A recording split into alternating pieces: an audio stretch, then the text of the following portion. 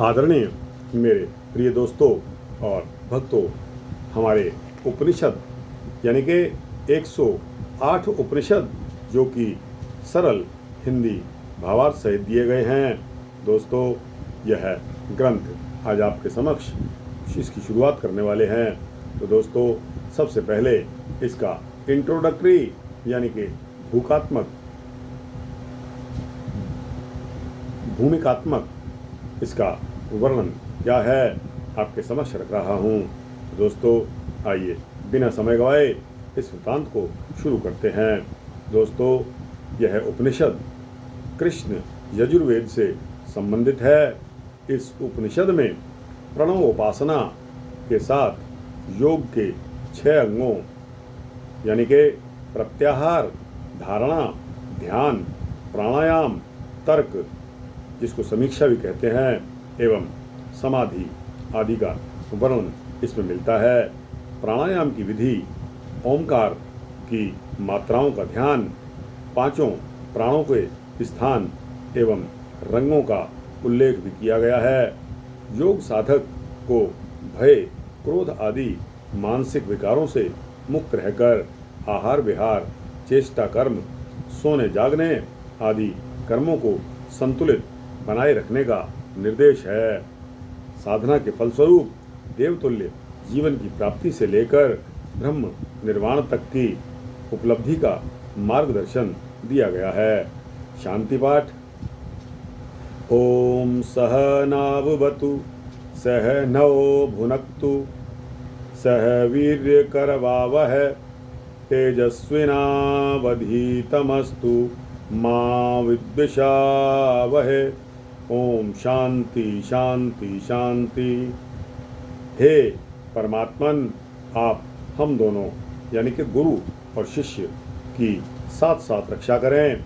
हम दोनों का साथ साथ पालन करें। हम दोनों साथ साथ शक्ति अर्जित करें। हम दोनों की पढ़ी हुई विद्या तेजस्वी प्रखर हो। हम दोनों एक दूसरे के प्रति कभी ईर्ष्या द्वेष न करें। हे शक्ति संपन्न हमारे त्रिविध आदि भौतिक, आदि दैविक, आध्यात्मिक तापों का शमन हो, अक्षय शांति की प्राप्ति हो। शास्त्राण्यधीत्य मेधावी अभ्यस्य च पुनः पुनः परमं ब्रह्म विज्ञाये उल्कावत्तान्यथोत्सृजेत। परम ज्ञानवान मनुष्य का यह कर्तव्य है कि वह शास्त्रादि का अध्ययन करके बारंबार उनका अभ्यास करते हुए ब्रह्म विद्या की प्राप्ति करे। विद्युत की कांति के समान क्षण भंगुर इस जीवन को नष्ट न करे। ओंकार रथ मारुध्य विष्णुं कृतार्थ सारथिं ब्रह्मलोक पदान्वेषी रुद्राराधन तत्परः। ओंकार रूपी रथ में आरूढ़ होकर तथा भगवान विष्णु को अपना सारथी बनाकर ब्रह्मलोक के परम पद का चिंतन करता हुआ ज्ञानी पुरुष देव देवाधिदेव भगवान रुद्र की उपासना में तल्लीन रहे। प्राणी यदि लौकिक सुख भोगों पर आरूढ़ हो जाता है तो क्षीण हो जाता है। जब रेडियो तरंगों पर ध्वनि को आरोपित कर यानी कि सुपर इम्पोज करते हैं तो रेडियो तरंगें कैरियर यानी कि रथ बनकर उस ध्वनि को विश्व भर में पहुंचा देती हैं। उसी प्रकार ओंकार का आरोपित प्राण पार ब्रह्म तक पहुंच जाता है। तावद्रथेन गंतव्यं यावद्रथ पथि स्थितः स्थात्वा रथपतितस्थानं रथ मृत्सुंजय गच्छति। उस प्रणव रूपी रथ के द्वारा तब तक चलना चाहिए जब तक कि रथ द्वारा चलने योग्य मार्ग पूर्ण न हो जाए।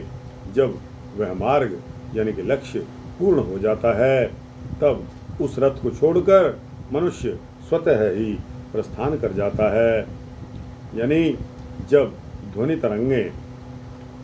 तरंगें रेडियो तरंगों के साथ अपने लक्ष्य यानी कि ट्रांजिस्टर तक, रेडियो तक पहुंच जाती हैं, तो वे उन्हें छोड़कर अपने वास्तविक रूप से उन्हें प्रकट हो जाती हैं।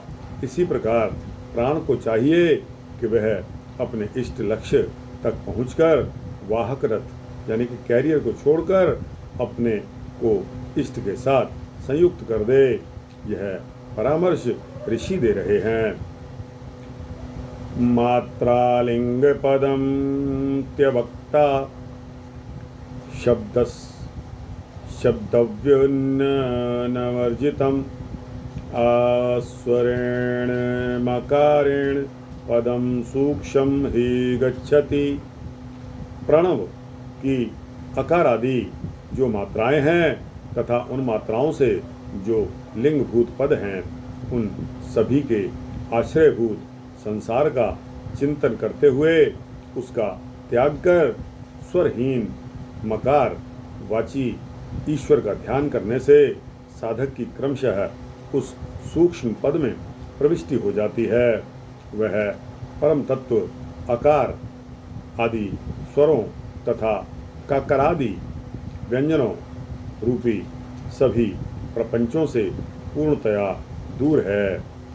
शब्दादि विषयानमपंच मन श्रैवाति चंचलम चिंतयेदात्मनोरश्मीन् प्रत्याहारः स उच्यते। शब्द, स्पर्श आदि पांचों विषय तथा इनको ग्रहण करने वाली समस्त इंद्रियां एवं अति चंचल मन इनको सूर्य के सदृश अपनी आत्मा की रश्मियों के रूप में देखें, अर्थात आत्मा के प्रकाश से ही मन की सत्ता है और उसी प्रकाश स्वरूप आत्मा की बाह्य सत्ता से शब्द आदि विषय भी सत्तावान हैं। इस प्रकार से आत्मचिंतन को ही प्रत्याहार कहते हैं। दोस्तों, यह वृत्तांत यहाँ पर मैं पॉज करता हूँ। आपके लिए आगे समय मिला तो आपको इसके बारे में बताऊंगा। तो दोस्तों, यह उपनिषद ग्रंथ से इसकी भूमिका का यह वृत्तांत जो कि मंत्रों के रूप में है और मंत्रों के साथ साथ उनका भावार्थ भी आपके समक्ष रखा। आपको कैसा लगा? अच्छा लगा हो तो इसको लाइक और शेयर कीजिए, अपने दोस्तों, भक्तों, मित्रों, जिज्ञासुओं तक पहुंचाना। दोस्तों, इस चैनल को सब्सक्राइब कर देंगे तो आपको इसी तरह के सूक्ष्म भक्ति वृत्तांत मिलते ही रहेंगे। जय श्री सीतारामचंद्र भगवान की जय।